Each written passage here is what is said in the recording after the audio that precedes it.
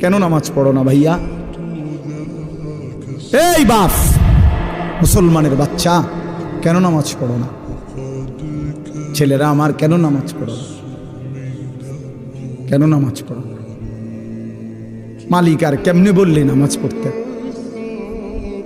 রাসূলুল্লাহ সাল্লাল্লাহু আলাইহি ওয়াসাল্লাম হাসরের ময়দানে জিজ্ঞাসা করবে, উম্মত, পিঠটা তায়েফের পাথরের আঘাতে চালনির মতো ছিদ্র বানায় ফেলছিলাম, ক্ষুধার কষ্টে পেটে পাথর বাঁধছিলাম, 3 মাস আমার ঘরের চুলায় আগুন জ্বলে নাই, আমি উম্মত দান দান শহীদ করে রক্তে ভাসে গেছি, 23টা বছর আমি কোনোদিন ঠিক মতো ঘুমাই নাই, এত কাঁদলাম, এত রক্ত ঝরাইলাম, বিনিময়ে তোর কলজাটা নরম করতে পারলাম না,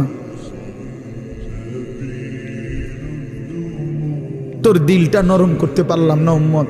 আমি আর কত কাঁদলে তুই আমার কথা শুনতা? আমি আর কত রক্ত ঝরাইলে আমি নবীর কথা মনে পড়তো? বলেন, কি বলবেন ভাই? বলেন, কি জবাব হতে পারে তখন? আল্লাহ